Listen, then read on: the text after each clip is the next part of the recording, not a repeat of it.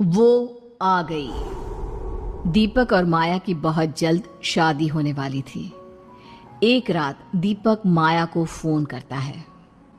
Hello माया, कैसी हो? तुम्हें देखने का बहुत दिल कर रहा है। प्लीज हवेली आ जाओ ना। दीपक, समय देखो, कितनी रात हो रही है। मैं इस समय तुमसे मिलने कैसे आ सकती हूँ? प्लीज माया, मना मत करो। देखो, अगर तुम मुझसे मिलने नहीं आई तो मैं सोचूंगा कि तुम मुझसे प्यार नहीं करती हो। अच्छा ठीक है, मैं आ रही हूँ। मेरा वेट करना और मुझे हवेली के बाहर मिलना। कुछ ही देर में माया हवेली के बाहर पहुंच जाती है, जहां दीपक पहले से खड़ा उसका इंतजार कर रहा था। माया, अंदर चलो। अभी नहीं दीपक, और वैसे भी बहुत जल्द हम दोनों की शादी होने वाली है, और शादी के बाद तो मुझे हवेली में ही रहना है ना।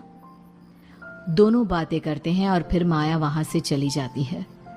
इसी तरह दिन बीतते हैं। एक रात दीपक अपने कमरे में बैठा टीवी देख रहा होता है तो उसे कमरे के बाहर किसी की परछाई दिखती है। दीपक परछाई का पीछा करता है, पर थोड़ी देर के बाद अचानक वो परछाई कहीं गायब हो जाती है। ये क्या था? क्या सच में यहाँ किसी की परछाई थी या सिर्फ मेरी नजर का धोखा? इसी असमंजस में दीपक वापस अपने कमरे में चला जाता है। कुछ दिन बीतते हैं और फिर एक रात अचानक वही साया उसे एक बार फिर नजर आता है। इस बार जब वो उसका पीछा करता है तो उसे वहां दूर एक लड़की नजर आती है। नहीं, मेरी नजर धोखा नहीं खा सकती। ये वही है, पर वो हवेली में कैसे आ सकती है? और इतने दिनों से वो कहां थी? और इतने दिनों बाद अब अचानक से क्यों आई है? मुझे उससे बात करनी होगी। इस तरह से दीपक अब उस लड़की को ढूंढने लगता है, पर वो लड़की उसे कहीं नहीं मिलती। कुछ दिन कोशिश करने के बाद वो इस सब को अपना वहम समझकर भूल जाता है। अब ऐसी ही एक रात दीपक पानी पीने के लिए उठता है। तभी उसे वही लड़की हवेली में घूमती नजर आती है। दीपक उस लड़की का पीछा करता है, लेकिन एक बार फिर वो एक साए की तरह कहीं गायब हो जाती है। अब दीपक बहुत परेशान रहने लगता है। मालिक, बहुत दिनों से देख रहा हूं आप कुछ परेशान रहते हैं। कोई दिक्कत है क्या मालिक? रामू काका, मुझे आपसे एक बहुत जरूरी बात करनी है। अरे हाँ हाँ मालिक, बताइए ना, क्या बात है? रामू काका, मैंने उसे देखा। पिछले कुछ दिनों से वो मुझे बार बार दिख रही है। मैं उससे बात करना चाहता हूं, पर न जाने वो कैसे पल भर में मेरी आंखों से ओझल हो जाती है। मुझे समझ नहीं आ रहा कि वो अचानक से कहां चली गई थी, और अब जब मैं माया से शादी करने जा रहा हूं, वो फिर से मेरी जिंदगी में आ गई। मालिक, आप ये क्या बोल रहे हैं? वो हवेली में आ गई? हाँ रामू काका, मेरी बात पर विश्वास करो, मैं सच बोल रहा हूं। वो हवेली में ही है, पर हम लोगों की नजरों से छुप कर रहती है, पता नहीं क्यों। दीपक की बात सुनकर रामू काका काफी घबरा जाते हैं और अब आगे बिना कुछ कहे वहां से चले जाते हैं। ऐसा कैसे हो सकता है? वह वापस कैसे आ सकती है? उसे तो नहीं, मुझे यह सारी बात जल्दी माया मालकिन को बतानी होगी। रामू काका तो वहां से चले जाते हैं, लेकिन उसी रात दीपक को दोबारा वही लड़की नजर आती है और इस बार वो उसे कुछ बताना चाहती है, पर दीपक को कुछ समझ में नहीं आ रहा था। रामू काका, देखो वो आ गई, मेरे सामने खड़ी है और मुझे इशारे कर रही है। वो देखो। दीपक पूरी हवेली में रामू को ढूंढता है, पर रामू काका कहीं नहीं मिलते। अजीब बात है, ये रामू काका अचानक कहां चले गए?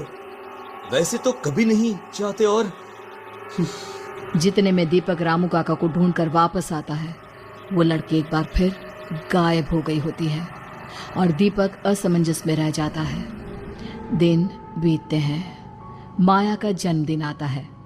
आज दीपक बहुत खुश था। वो माया को सरप्राइज देने उसके घर जाता है।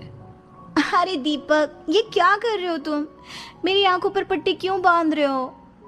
थोड़ी देर में तुम्हें सब पता चल जाएगा, बस कुछ समय के लिए सब्र रखो।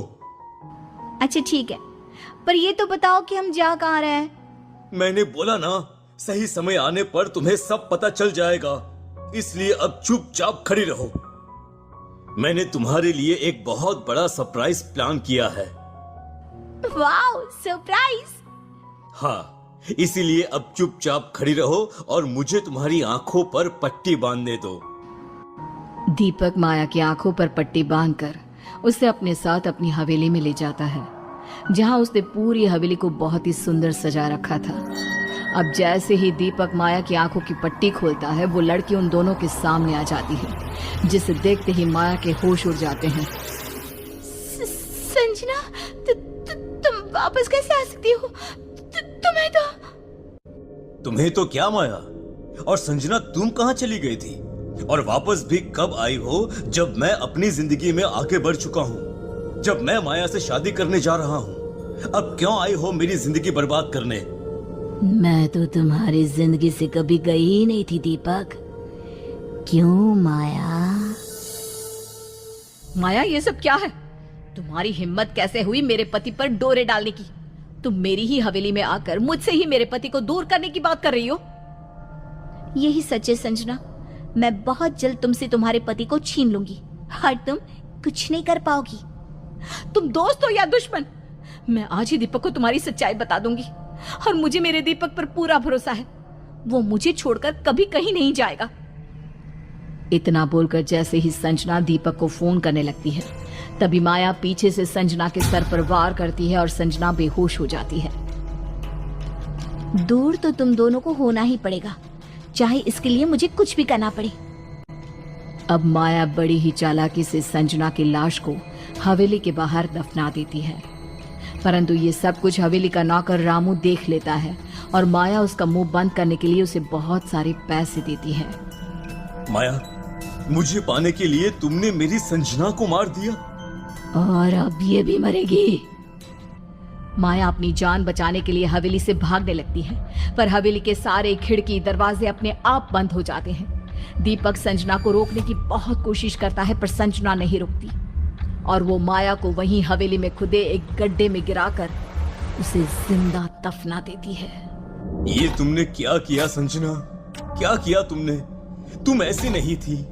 हाँ, नहीं थी, लेकिन मुझे बदला चाहिए था। पर मैं तुम्हें दर्द नहीं दे सकती, इसलिए एक सच बताती हूँ, मेरी मौत माया की वजह से नहीं हुई थी। ये बोलकर संजना अचानक गायब हो जाती है।